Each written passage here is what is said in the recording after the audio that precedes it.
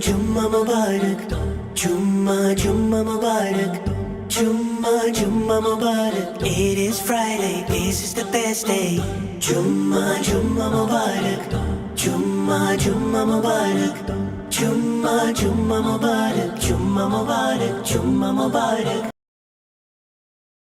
على من تلقى القرآن من لدن حكيم عليم نبينا وحبيب قلوبنا وشفي صدورنا مولانا محمد صلى الله عليه وسلم رب اشرح لي صدري ويسر لي أمري واحلل عقدة من لساني يفقه قولي أما بعد إخواني وأخواتي في الإسلام السلام عليكم ورحمة الله وبركاته. bayan jaddada godiya ga Allah subhanahu wa ta'ala wanda ya kaddara mana majalisi ta tunatar da kawuka a cikin wannan rana ta Juma'a. Yau muna 20 ga watan 6 shekara 2025 wanda ya daidai da miladiya hijiran manzon Allah sira da amincin Allah su tabbata a gare shi yau 25 ga watan 12 na watan Zulhijja. Abunda za mu tattauna a kai na tsawon lokaci, duk da na san bamu da lokaci isasshe, za mu yi magana akan abun da ya shafi alakan bawa tsakaninsa da ubangijinsa, kamar yadda annabi sallallahu alaihi wasallam yake cewa babu wani bawa da ya zame ma'asumi a bayan kasa face mai saba wa Allah maɗaukakin sarki, babu kuma bawa da ya fi alkhairi sama da mai yawan tuba zuwa ga Allah maɗaukakin sarki. Annabi sallallahu alaihi wasallam yake cewa yana tuba zuwa ga Allah sama da sau 100, wani riwaya sama da sau 70 a wuni. Waɗansu malamai suka ce a duk zama.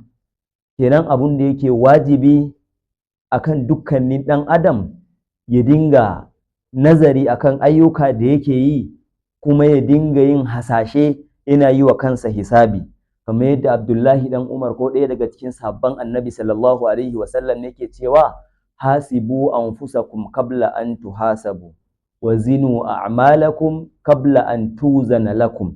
Ya kamata mutum yayi wa kansa hisabi, yayi wa kansa kididdiga tun kafin ranar da za a zo a yi masa kididdiga. Ka ci daga wannan itaciyar, kada ka zame daga cikin azzalumai. Shaitan ya zo ya yi ta kawata masa can cikin suratul Taha, labari mai tsawo aka yi ta kawata masa, sai ya ci Allah sai ya ce fatalaqqa adamu min rabbihi kalimati fataba alai. Mu muka gaya wa annabi Adam kai mana laifi, kai wata kuskure, kai ba daidai ba, sai kuma muka ba sa kalmomi da zai amfani da su don mu karbi tubansa. Allah sai ya ce fataba alaihi, Allah sai ya karbi tubansa, amma duk da haka sai Allah ya sauke shi kasa, ya sauke shi da shi da matarsa.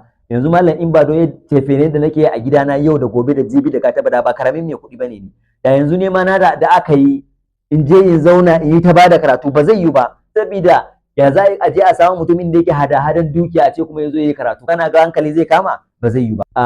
Wanda ban ma cancanci a ce ɗalibin ba, nake baiwa al'umma shawara mu ɗauki bayanan malamai da kuma bayanan ɗaliban ma da suke yi akan ababe da ya shafi gera yanayi na zamantakewa da kuma mu'amala kyakkyawa a cikin al'umma. A yawaita tuba, a koma zuwa ga Allah maɗaukakin sarki. Wannan sanani da masi da sadar rayuwa da wahala da ake ciki, Allah maɗaukakin sarki sai ya ɗauke mana. Don Allah maɗaukakin sarki yake cewa idan bayansa suka tuba, to Allah maɗaukakin sarki zai azurta su min haisu la yahtasib, yursilu sama alaikum midrara. Ga sunan dai ayoyi da yawa yana nuna alama dukkanin mutumin da ya tuba Allah zai azurta shi da dukiya mai yawa.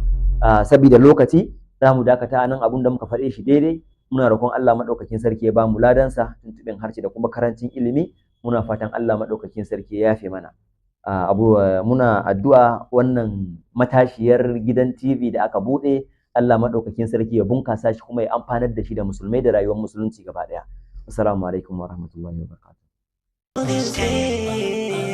Jumma Mubarak, Jumma Mubarak, Jumma Mubarak. It is Friday, this is the best day. Jumma Mubarak, Jumma Mubarak, Jumma Mubarak, Jumma Mubarak, Jumma Mubarak.